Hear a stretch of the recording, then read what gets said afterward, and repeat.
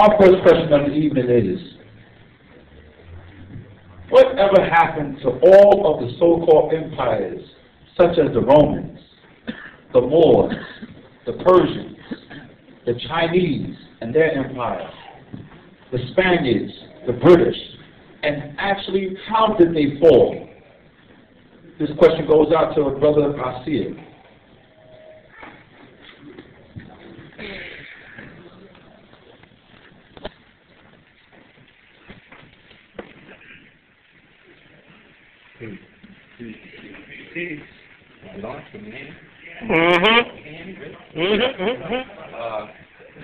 How did they fall? They fell based on how right?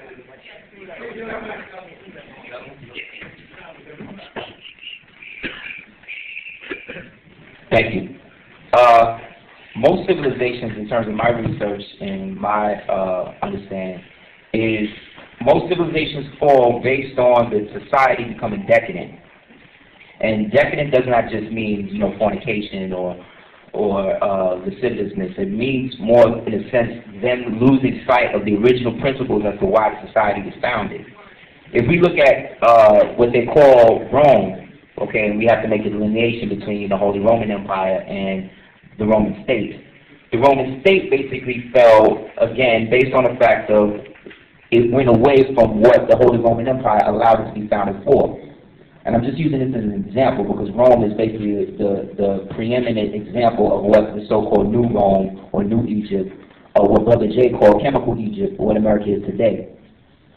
Basically, the Roman state was a society of wild corpozoids who were allowed a certain semblance of civilization based on them accepting what we today call Freemasonry by the people who gave it to them.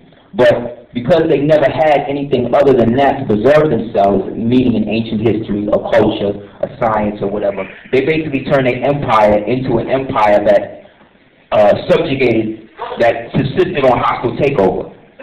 So their mandate was to set up a republic, but instead they turned themselves into an empire, which was illegal. That's why basically Osman Karabai came and shut the whole thing down.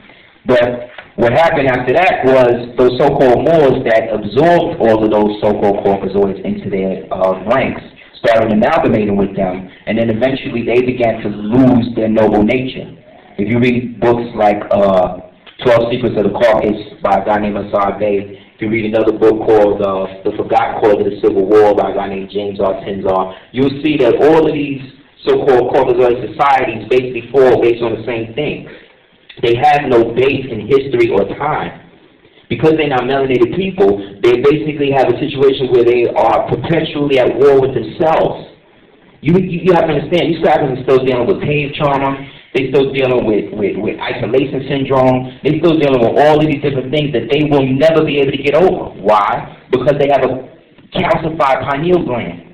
So when you look, they can't even look at colors the way that you look at colors. They have no melanin in their retinas. So right now, this thing may look, you know, orange to them. You know what I'm saying? It has nothing to do with what we perceive our enemy as. We have to accept, again, the fact that our enemy is emotionally handicapped and is genetically retarded. Not because I say that, not because I hate corpozoids, because I don't have a problem with no white people. And all I do is talk about how the crack is the devil and all that. But my problem, or our problem, is we want to make them into something that they're not. They will never be you. They do not hate you because you're black. They hate you because they're not black. They do not hate you because you are, you know, God and all that, which you are. They hate you because they're not. So when you have a child and you throw a bunch of toys at the child will come and try to take them all up and drop them all at the same time. But if you give a child one toy at a time, they can then learn. That's what we did. But we did that because we knew that the time now was to come where we had to basically rise above the fact that we lost who we were based on what I call the age virus, in which we began to lose our sense of self because we existed in material world for too long. And that's what's going on now. We're too materialistic. We care too much. So I would say, again, Most societies fall based on the decadence of the society. And as the praise of the Roman state was, they never allowed so-called gay people to marry. That is not to say I'm against homosexuals, whatever, but they even knew that once you get to the point of that, then what you're dealing with is a species that is choosing to extinct itself. And that's what we're dealing with. We're dealing with suicidal nihilists, y'all. And we need to really take it seriously. Thank you. Our next question, moving on, we have 1,000 questions that Afrika Bambaataa asked since Friday. Since Thursday, that Lord Cassidy and myself have been working so hard to build this grand dynamite event here, and a lot of these questions have still not been answered. Is that right, people? All right? So we got all these leaders here right now, right about there, cameramen. Make sure you take a good look at all of them. They standing up here, we got 1,000 more that's sitting up here fighting to be on the panel, and then when they find out what it's about, they run out of here. That's real. My next question. Who discovered the Americas? Was it the Africans, the Chinese, the Vikings, criminal Columbus? I'm sorry, I said Columbus. I said criminal Columbus. Amerigo Vespucci? Or was it always here with millions of people already living here? This question goes to Kawa Hiawatha. Can you sum it in 2 minutes? Brother named Jean Carew. I encourage you to get his book, Fulcrums of Change. Professor Carew, Dr. Carew says that, and also Runoko Rashidi quotes a book called Men Out of Asia.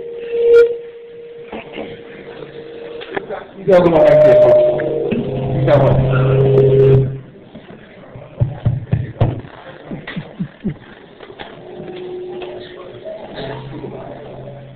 Use that one right there. Use the cord mic. This book, Men Out of Asia, says that scientifically there were 4 migrations when you look at the human family coming to this part of the world. There was the short-statured Mbuti or Twa people. There was the Clovis Folsom people, which were a taller African people.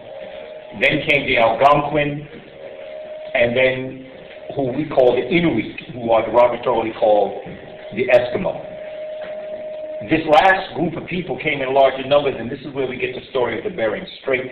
And we honestly believe that people actually crossed over Alaska and actually populated this whole planet and then moved west. And the time we get them is just physically impossible for that to occur.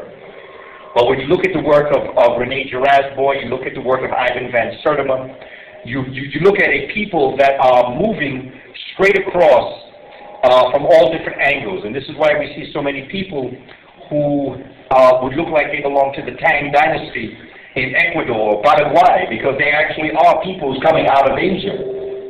So that there are many different peoples. If you look at the work of Wayne Chandler, just get the book African Presence in Early Asia, James Brunson's book. This is how I'm trying to cut down these minutes here, just by giving you books that you, and as was said earlier, it's up to you. You know, we are here to service our community. Leadership is service. Education is service, to supply you with the information. But it is us who have to go out and read these books. And then you sit on panels, let me sit out there and learn from you.